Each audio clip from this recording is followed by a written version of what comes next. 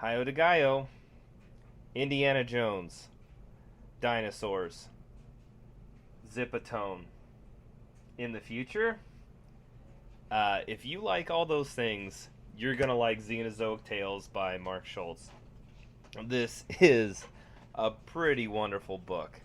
My local comic shop guy turned me on to this because I'll go in there and I'll ask him about some writer or some artist, and he'll say to me, "Oh man, nobody's asked about them for 20 years," and so it's like I'm one of the old guys that comes in and asks about some of the guys that are his favorite, and I think he really likes that. Now he told me that he knows Schultz personally, and he sells art and commissions for the guy. The guy, like a lot of creators, is a little bit on the, I guess maybe a little bit on the introverted side, so maybe this guy acts as a go-between. I don't know that for sure. I do know that he knows the guy personally, and he helps him out with stuff. So yeah, so the thing that's really cool with these stories, well, first of all, the stories. I mean,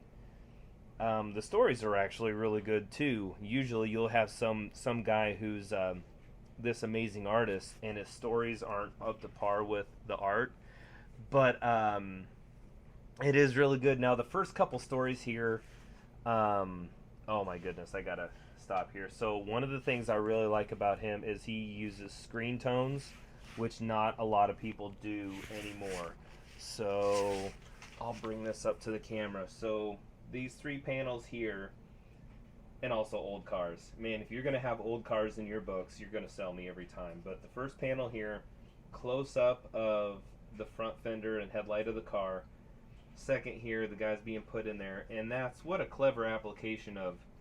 So it's lighter screen tone, darker for the background, and that guy is left in the lightest color, which is really cool. Like that, I use screen tones to a lot of my stuff, and you will find that the way the color works on those, you're playing with a little bit different set of rules. And how I use screen tone is to make things stand out from one another, and there's no other better way to do it than something like this, where the heaviest tone is in the background, you got very light, and in the foreground is the middle tone. So that's a really clever application. I'm kind of looking at the book more than I am at the camera, so hopefully I'm not wagging this around too much, but yeah, I just had to stop with what I was doing to, and also, there you go, black on the bottom. The car is in black and white, but then the parts that should be white are in a certain tone, and then the white as the background for the sky. Really good stuff. But anyway, we'll get back to the commentary in general. So a really cool thing here is that all the early stories are almost like, I guess, how the EC comics used to be, where you'll have obviously a good guy, obviously not a good guy, and that something happens to the bad guy because of his own. It's almost like a karma kind of deal, like a guy. Okay, so part of what this guy is doing, he takes a crew of guys to work at this camp out in the jungle, and one of the guys on the crew wants to poach some dinosaur for his pelt or his balls or some goofy thing like that. And so our hero here, who is basically Indiana Jones, I don't know if the creator would be happy with me saying that, but he is definitely of that ilk, and so he is. So he's telling this guy, you better not poach, and I think they get into a fight and beats him up. Well, something happens at the end where the guy kind of hangs him out to dry to let him poach the thing. Well, there's this in and out where I think the deal is the hero lets the poacher go out to poach the guy, to poach the dinosaur, but what the guy doesn't know is that the dinosaur mates for life, and when it sees its mate has been killed, kills that guy. So there's a lot of like, you do this, these things are going to happen, and his responsibility, our main hero's responsibility, is to maintain that balance. There are so many times in there where his morality lies in doing the right thing by the rules of the world, by maintaining, like that the animals have rights, which, kindness extends everywhere, but that's part of the themes of the book. So the early stories are like that, and then there's a shift. So he does a really good job in his storytelling where he is letting you get to know the characters, and then shifts into this thing of political intrigue, and then just a pretty good sized cast of characters, political intrigue, betrayal, and then it all comes to a head and everything kind of falls apart. But it was kind of a bummer because I'm not sure if the guy ever got to finish the run.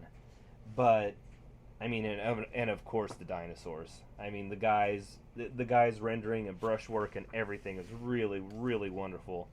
Gosh, he just one of those guys you look at him, he's like, man, are you not good at anything, man? Bro, look at what you're doing, man. And so, draws women well, draws dudes well, everything in every perspective, draws cars well, and then also dinosaurs. Let me get a good.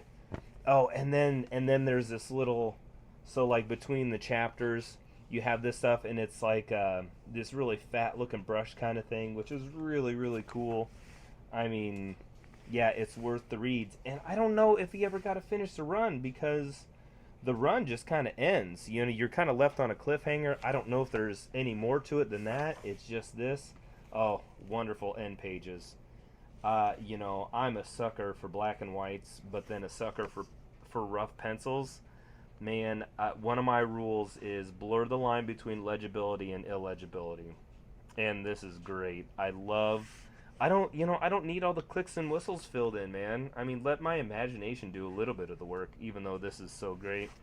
And then, okay, you have this, and he talks about it in another book a little bit. So there's this style that he has. It's called the split brush style. That I don't know if anybody else does it, but you look at the lines, how they're almost doubled up like that. And it's a really cool deal. I mean, how great is that? Look at that, man. Look at that. Anyway, it was a deal one day where he was using his brush and it was starting to go on him and it wouldn't behave how he wanted it to, but instead of fighting it, and I don't know if he had another brush, he just kind of went with it, and so you have this style there's a really good example of it that's kind of all his own, and he calls it the split brush style, and I don't think anybody does stuff like that anymore. But man, this is another one I really floors me, and if that weren't enough, we got this thing right here. My comic book shop guy turned me on to, and this is just a bunch of his random works. So like more pencils. Pencils and inks. I mean, really, really great stuff. And I might have shown some of this other stuff in videos, but just really basic, and then shows more and more complex. And these are more adventures other than just the Xenozoic tales. I mean, I don't know a ton about the guy, but obviously prolific. And okay, here we go. This is the thing I might have shown in another video. I mean, look at that. The point of me showing these videos a lot of times are hey, here's an artist, and if you look at his stuff, this is what you can take away to get better. This makes me want to quit drawing, man. Because it's like, what's the point, man? I mean, look at there's the texture on this cannon. It's just the throwaway piece, and the aliens coming up, and just the whole bit from top to bottom. Really, really great stuff, man. It's like, how am I ever gonna get there, bro? Come on, man. He's ruining it for everybody. But I guess before we hit the boops, the one thing I will take away, at least from more of the Xenozoic tales, that big book, is his use of screen tone. If you're gonna start using screen tones,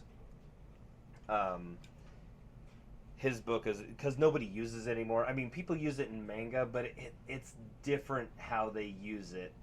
And if you're wanting to use it almost how some of the outlaw guys used to use duo shade or duotone, which is kind of how I use it, where you're just there's a lot of it on the page. Get that Xenozoic Tales book, because that'll be a good guide for that. Like that panel I show you where like the darkest color is in the background, and then the white is right on top of that, and then the middle shade is in the front. So you'll get good tips from all that. That's a thing to take away. But as far as technique and craftsmanship and everything, I mean, like I said, here's another one of the big foldouts. Like I said, man, what's the point? but I do this because it makes me happy and it's fun. I'm not the most amazingly talented guy ever, but again, it's fulfilling and I like doing it, and it makes me happy to tell my stories. But there's always something to learn, even if you're looking at guys who who have you laughed about 10 times before you even start. But again, the screen tone application, and also fighting through your tools sometimes is maybe a good takeaway. But yeah, Mark Schultz, Xenozoic Tales, and anything you can get a hold of with his stuff, get it. But until then, let's all get published. Boop.